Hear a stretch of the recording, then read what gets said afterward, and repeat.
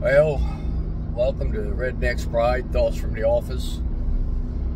I'm getting a lot of phone calls, talking to a lot of folks concerning evicting Fox.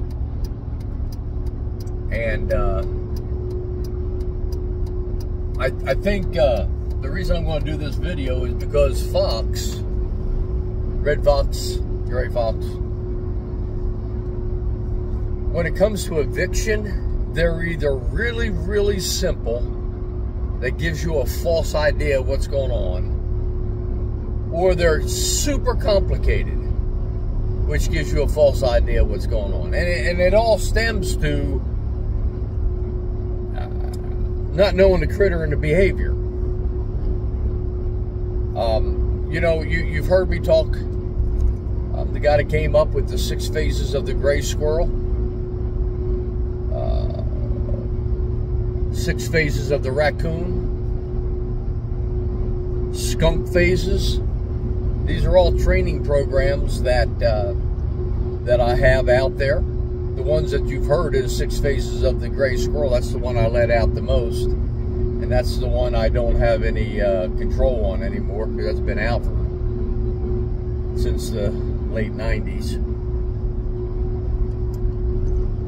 But the 6 phases of the raccoon and skunk phases I keep kind of under wraps. The only time you hear about them is when I'm giving a lecture or seminar. But Fox seemed to go through what I would classify more phases in a short period of time than any other animal out there.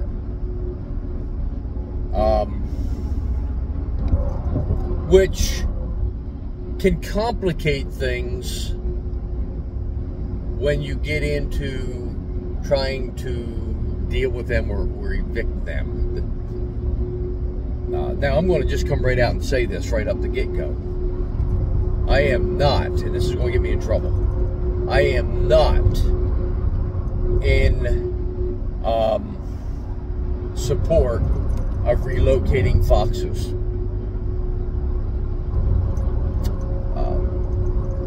I know.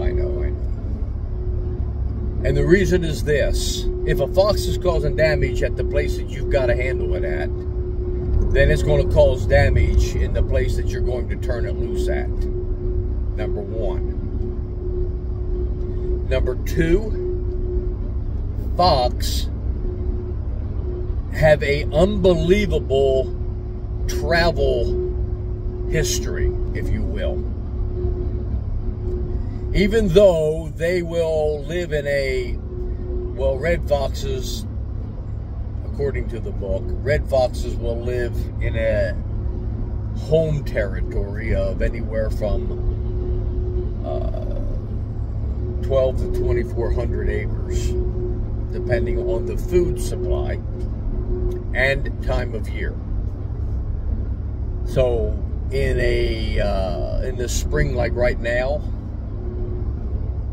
that red fox and male fox, the male is a dog, the female is a vixen, their home range is probably 1,200 or less, depending on the small game and the rodent populations that they're in. So, for example, a red fox that you're going to deal with as a wildlife control specialist or person is probably living in 600 or 700 or 800 acres of area.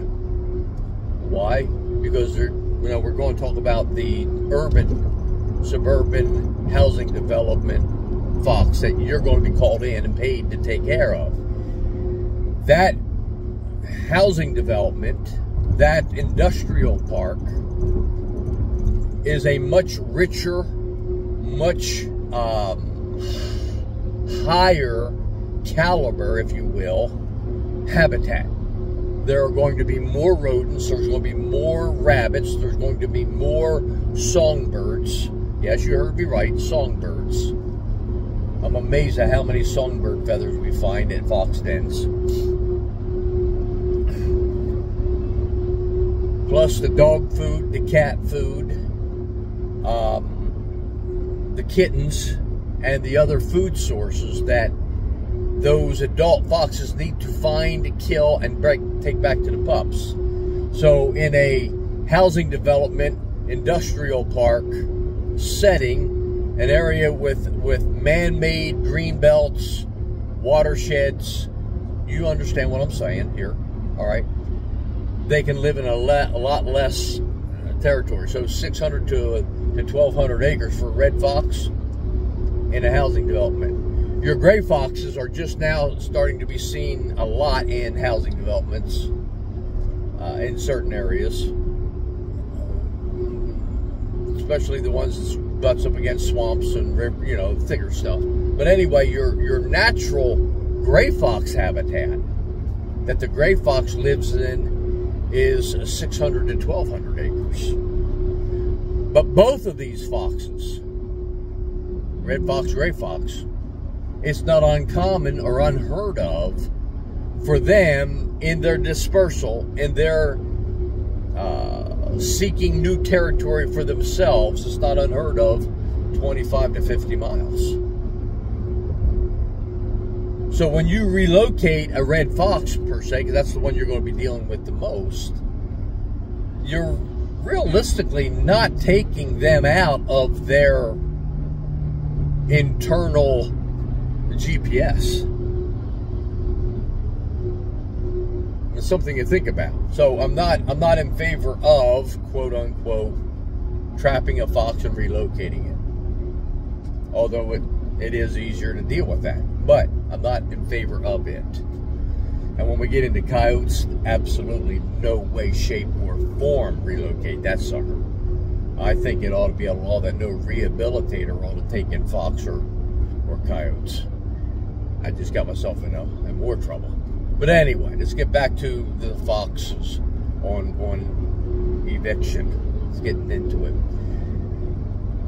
When you're called in to foxes living under a shed or under a porch or under a deck or something like that,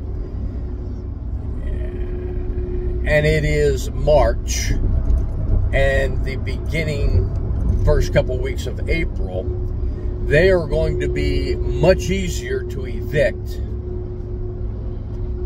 than foxes in May.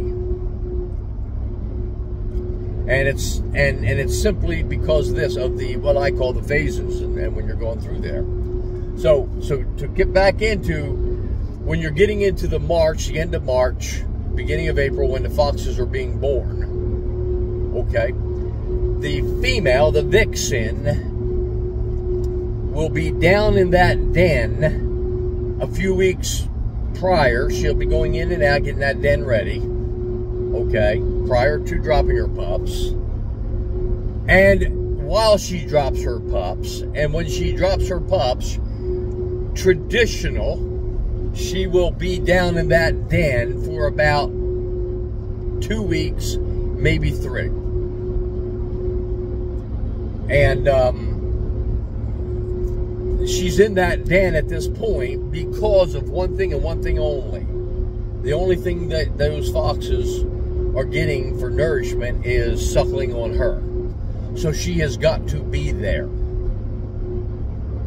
And she's got to be down in that den. And she's suckling her father, the pups, and what have you. Now, you have to talk to a real biologist, not me, but you have to talk to somebody who knows what they're talking about when it comes to this type of stuff. But I say 2 to 3 weeks. Most books, most research you read is 2 weeks, but it seems like 3 weeks she's still going down and out of those dens. So from just before birthing time to about 2-3 weeks after birthing time, she she's pretty easy to take them pups away. All right, she can. She's high alert. Her hormones are cranking. She's safety factor, and the whole time she's down in that den, the dog, the male, is bringing food back to her and dropping it off on the outside of that den, and she's going up and so it's the only time she's leaving those pups is coming out, defecating, urinating, and then eating a little bite and eat, and then she's right back down into that den. So she's really easy to evict. In that case there, you can just put your human odor there. You can use an eviction paste down in there. You can do whatever you want to do, and you're going to be able to get her out. One of the methods I used to use quite a bit. It's harder in a developed area now, but I used to only have to take a rag and just wipe my human odor onto it, and take it on a stick and shove it way down in that den. All right, and then usually she's got them going pretty quick. Out in the back 40, back in your wild scenarios where they're not accustomed people, that still works pretty doggone good. Here in New Jersey, where they're having their pups underneath a den or a deck, or have their den under a deck or a porch or a shed, they are more accustomed to people. They don't view people as a negative or a safety factor. They're a part of the landscape. So therefore, the human odor really isn't a good thing anymore for an absolute. Now, you can do that. You can take your human odor and shove it down in there, and 80% will work. But if you're dealing with a 20% or so, if your customer said to you, yeah, they was there last year and the year before, I don't even think about that. I mean, I want to use human odor, don't get me wrong, because I want them to be afraid of me. But if they've been there 2 or 3 years, that's the same fox. And she has said that place right there is my safety factor, and we're good to go. So at that point, I'm going to use an eviction paste or fluid or some type of eviction product along with my human odor down in that den. So theoretically, just to put it this way, to keep this thing somewhat short as a training thing, mid-March to the time you're seeing the pups coming out of the hole, but they're not venturing far, and they're real skittish, meaning they're real small, they're coming out, you can tell a small pup, they're coming out, they're checking things out. As soon as they hear a noise or something, they're right back down in that hole. Then that is the absolute easiest time to evict.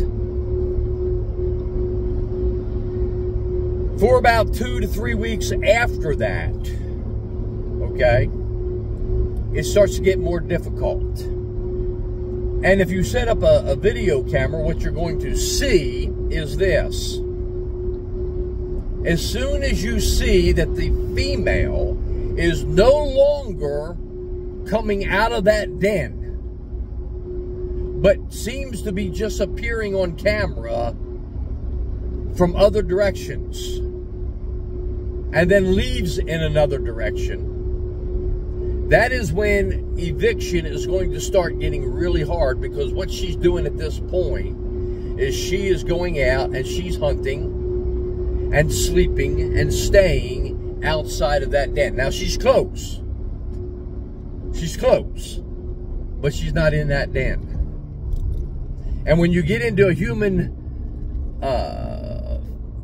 factor area meaning developed area, industrial park where there used to be people and stuff like this, when you get into that type of a setting, now human odor and your presence at the den is not that big of a deal, because they're already 3-4 weeks old.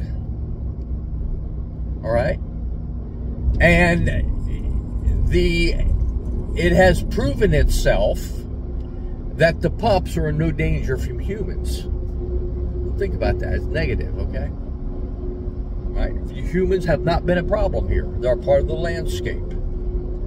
So at this part, you do your eviction, you do your protocols, human odor down in the hole. You're doing everything you possibly can, but you're going to start to see a different effect, if you will. It's not going to work as the eviction is not going to work as well. Why? Put it in a nutshell. They're used to people. They're used to those negatives, and those negatives have not had a physical. There's not been a physical negative, in other words.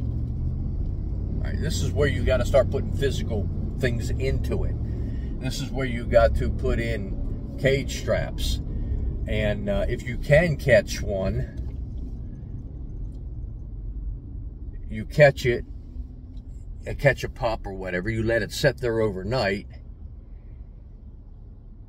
and this is where camera comes in really handy. If you're seeing her play, being cautious, what I've seen typically on this one here is when I set a cage up and I catch a pup in a cage, they're either going to try to get the pup out, or they're going to avoid that pup, and you're going to see them gathering up the other pups, are really paying attention to the other pups. And this is where you got to start really paying attention to your behavior of the job. That's what I call. Meaning her, excuse me. And at this point, she's regurgitating her food and giving it to her pups. So you're going to add your eviction, you're going to add your human presence, you're going to add your human odor, and then you're going to start adding physical negatives also, if you can.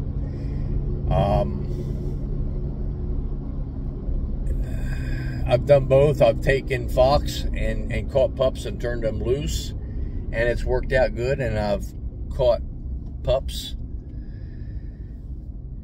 and turned them loose, and it hasn't worked out good. So you got to learn this for your area. You got to learn this for your temperament. Now, again, I want to bring this out, that foxes for the last 15 years have been using urban suburban housing development, industrial parks, as safety places. When the coyotes 25 years ago started moving in really heavy, the red foxes went into town, and they learned real quick that humans are not a problem in town for the most part. Goodyear Tire and me, or Goodyear Tire and you, is the problem. So when we're in that and she's regurgitating and all that, you still have a pretty good success rate of evicting in a urban suburban housing development industrial park. People are common place. It's important to understand that, because at this point, out in the back 40, just walking up to the den usually makes her move. Why? She didn't come across people. I'm still a negative. I'm still a predator or problem or a physical negative. Okay, the fox that's out in the wild, the fox in the back 40, doesn't acknowledge people. They're still a problem. When that, okay, so we're now in that phase. That'd be what we would call phase 2, if you will. All right. Actually, phase 3, I guess it would be in my training. So that would be phase 3. Phase 4. This is where the dog and the vixen is now going out and hunting and bringing back dead things and laying it outside the den, or you know, giving it to the pups. This phase right here, it's really getting extremely hard. Number one, the female and the dog and the vixen isn't in the area as much as they was when she was regurgitating. Why? She's out hunting. And again, let's go back to behavior. Let's go back to, you know, understanding what we're looking at or thinking about and seeing. All right. When she's regurgitating and stuff like that, she's still usually within earsight, eyesight, depending on the food populations and the housing development, how many critters and what have you. She has a pretty good understanding of what's going on around that den. Now, as she's bringing back dead critters to her pups, she's now not at the den so much, and what she knows is what she smells. She came back and she smelled you. Maybe she sees you by coincidence, but she smells you. And there's not a problem because the pups are still safe. Everything's okay. So now your human odor, which was more offensive in the other 3 phases, is now no longer offensive. You're just a part of the landscape like the homeowners, and they're like everybody else walking up and down the street. I know, I'm getting... Jonesy, you're nuts. Anyway. All right, so now this is where eviction really... I try it, but unless I can do a physical negative on the vixen, I don't believe the dog is an important role here as far as that goes. He doesn't call the shots.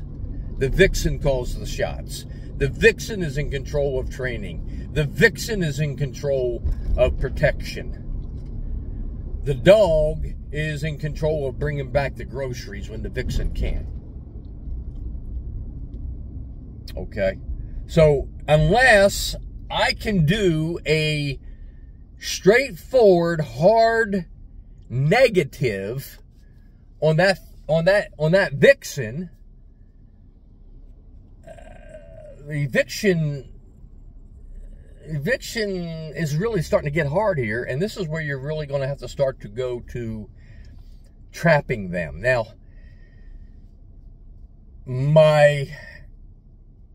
one method that has been used, and you got to watch yourself when you're doing this, because this can backfire really, really bad. Not socially or anything like that. It should make your job extremely hard. Is I will take in I doubt that you'll get the vixen in a cage trap. You might be able to, but remember, your vixen at this point is in extreme high alert. She's doing all kinds of stuff.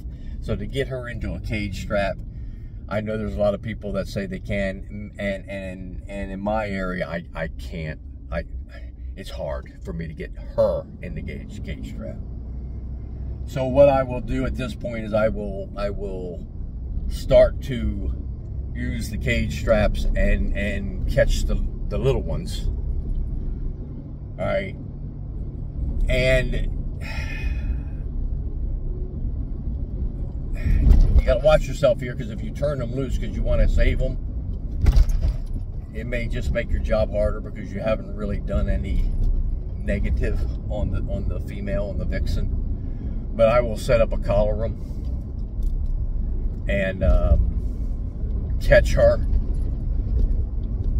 And your options is this: you can catch her and do what you got to do, state law, whatever your laws are, or you can set up the collar room and catch her and turn her loose at the site, and she may, if she's a younger fox that hasn't been down the street a time or two, you know, been there, done that type thing, she may grab her pups and take off. Get them all in tow, do her little yip yips, like that, chirps, and get them to follow her on off. That it may happen that way, but it may not. And if it doesn't, you just made it rough on yourself, because you're probably not going to catch her again in a collar room.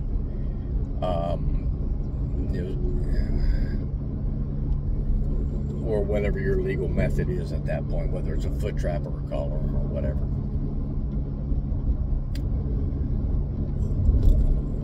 And at that point, you've got to capture your pups, and then you're going to do what you're supposed to do with them, according to your state regulations. Usually about mid-June in my area, usually about mid-June,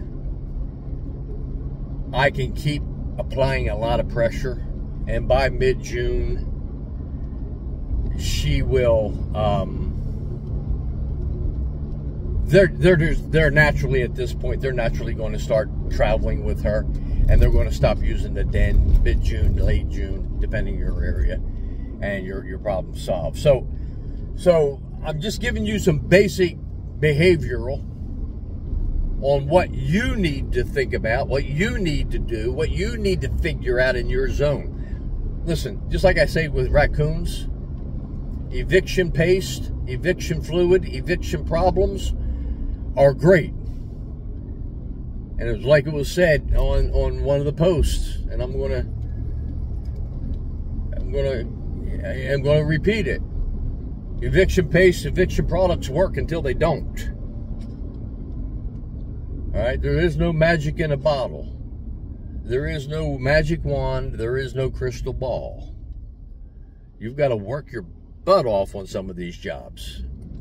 Listen, 80% of the jobs, 80% of the people can hang their hat on 80% of the jobs and say, you know what, I done good, I done good, I done good. But when you come to the 20%, I've been a fur trapper for 55 years. I have been in the wildlife control field since 1979. I've caught my fair share of raccoons, foxes, coyotes, and you name it. More than most of y'all will think I do. And when it comes to that 20%, sometimes I can hang my hat high, and sometimes I'm going to hang my hat low. You understand what I'm saying here? So let's, when it comes to eviction, if you put eviction stuff out on the 80% and you get, 95% success rate on 80%ers, all you learned was how to control the 80%ers. You still got 20% that's going to be rough. And out of that 20%, there's going to be 10%. They don't care who you are, who you think you are, how good you think you is. They're going to tell you how good you ain't, and they're going to hand your butt to you. All right? Because when they got to the 20%, they kept getting better, and they became a 10%er. All right. Hopefully, y'all got something out of this. By the way, I'll just say this. If I'm called in on a coyote den, I ain't evicting them at all. I'll talk to you later. Redneck's Pride Outdoors.